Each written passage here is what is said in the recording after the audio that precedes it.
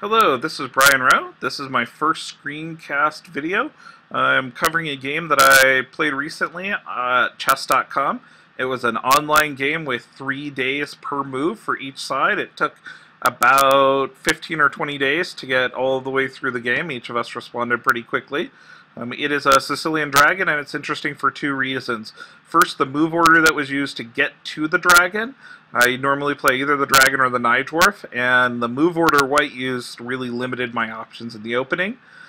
Second is the particular endgame that was reached. So let's look at the game now.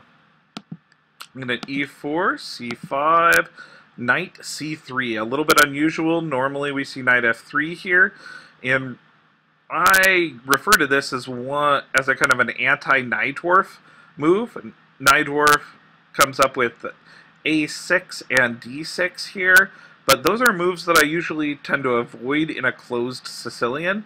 Playing a6 or d6 here, I think allows white to play d3, possibly f4 right away, and play a closed Sicilian position where I've wasted some tempo here that I wouldn't normally need to waste.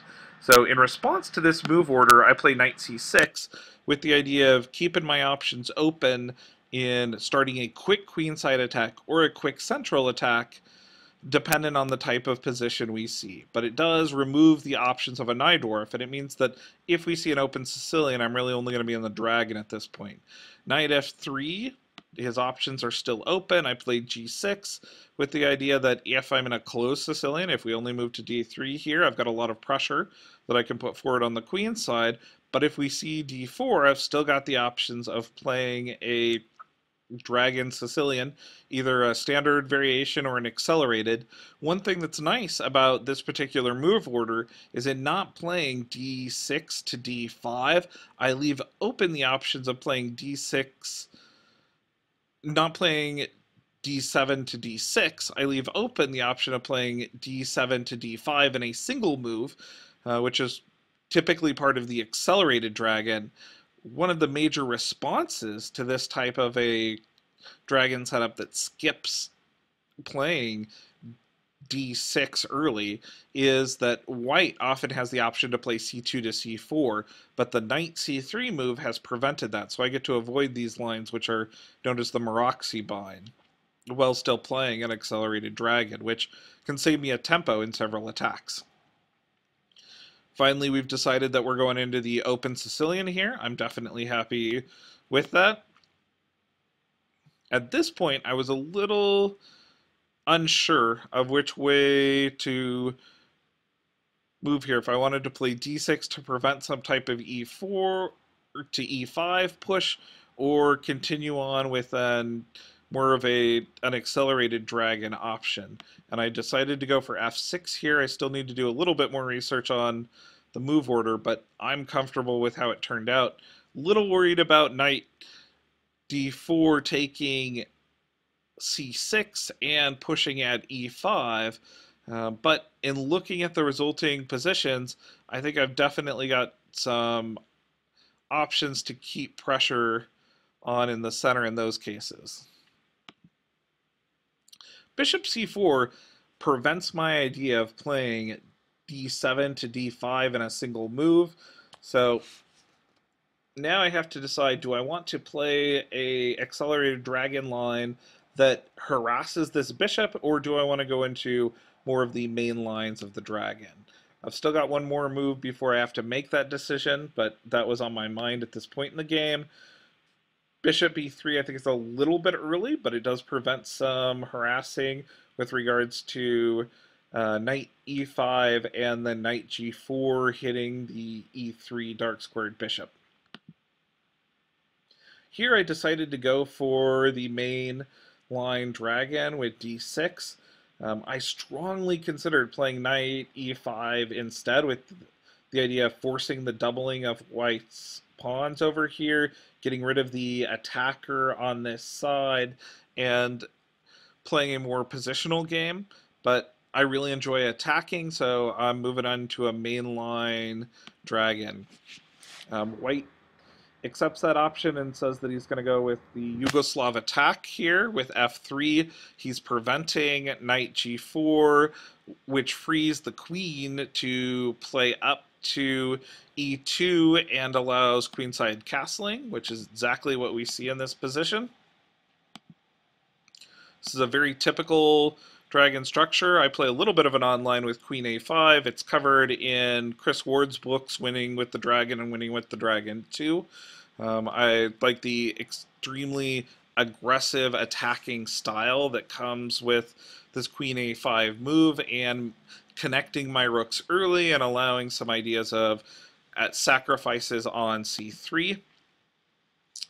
King b1 allows for white to play some tactical tricks at some points where he plays knight d5 and tries to hit the e7 pawn, although my rook has moved out of the way, so some of those tricks don't work very well.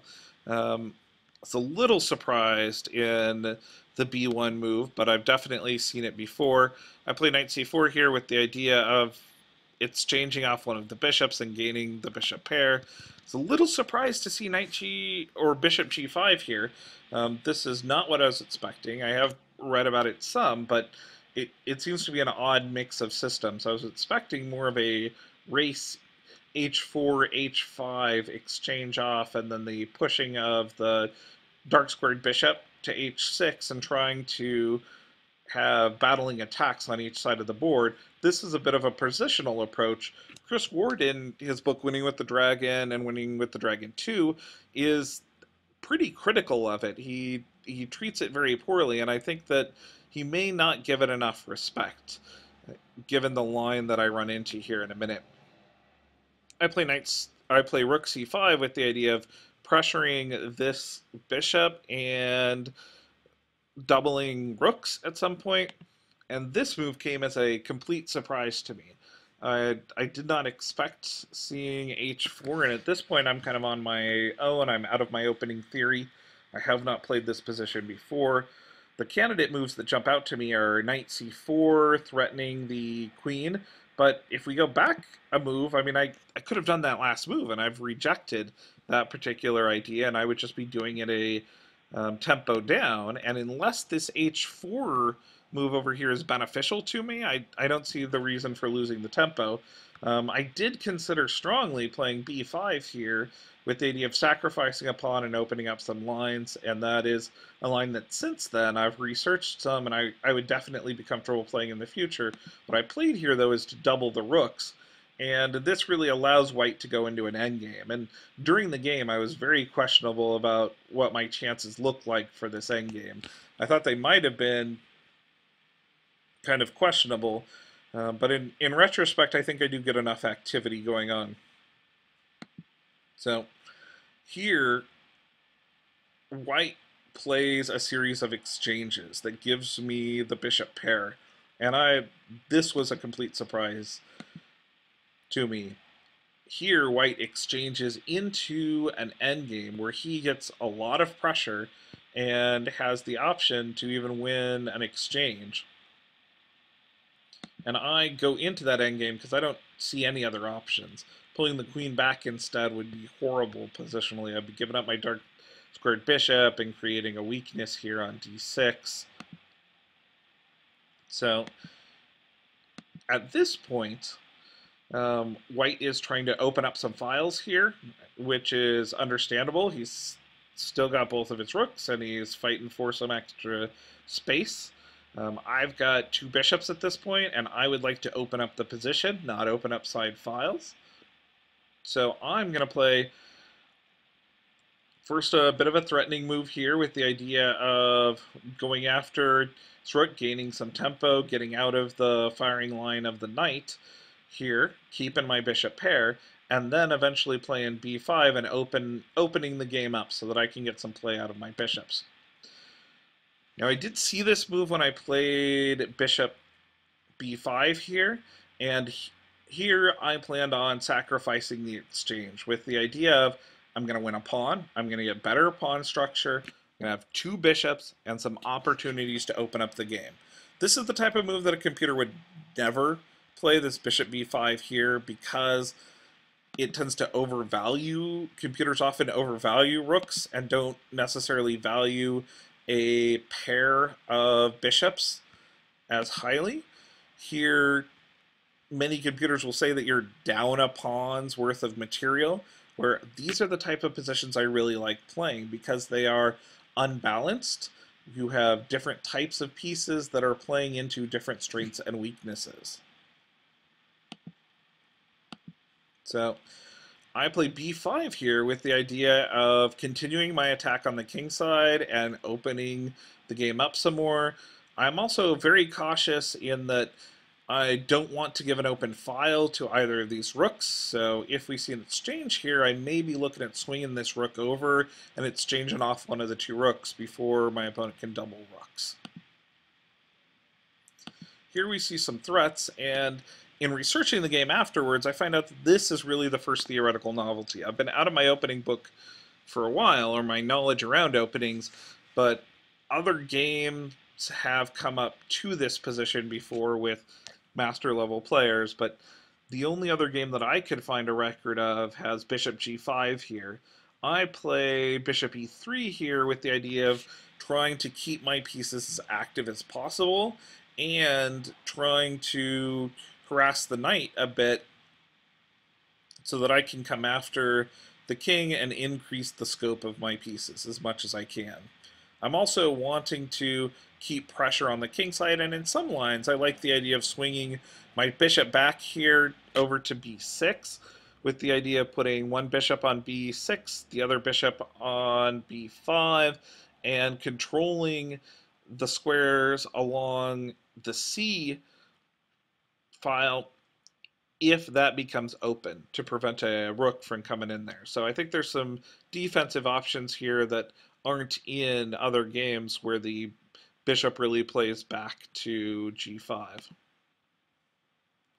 Here, white is trying to exchange off one of my stronger pieces, my knight here, and put a lot of pressure on f7. I was a little bit concerned about this, but my goal here is to just continue the attack and push forward on the queen side where I've got some advantages in pieces and avoid the tactical situation here, be as careful as I can. I consider d6 here with the idea of offering a doubling of pawns and shutting down this bishop.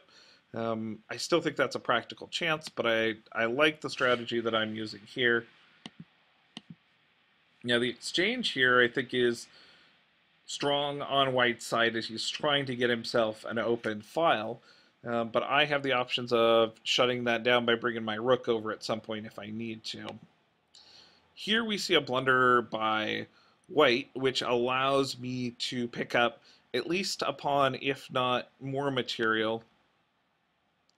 And I think my opponent really underestimated the pressure that was still going on and how many pieces I had aimed at his king in playing b3. Here we see a bit of a mistake. He should have come back, but I think he was counting on the ability to take my knight if I play rook down. The issue here, though, is that there's a mating combination in that I can sacrifice a pawn, bring over both of my bishops, and mate up in here if that happens. I'm just going to quickly show you the end of the game, but at this point, black has a really strong advantage. I picked up 2 extra pawns, and the tactics that are allowed here are going to work out in my favor. I've also got the idea of swinging the bishop around at some point and putting additional pressure on this king. He's really hedged in.